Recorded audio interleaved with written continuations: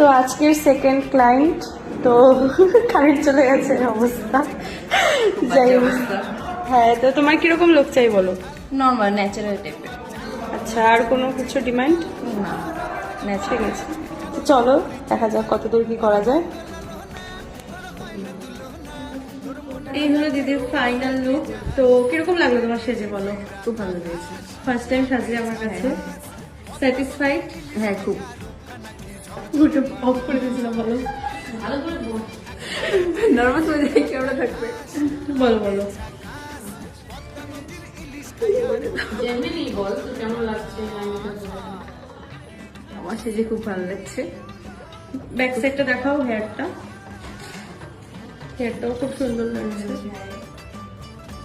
করেছি এমন করে, ফার্স্ট টাইম সেজেছি।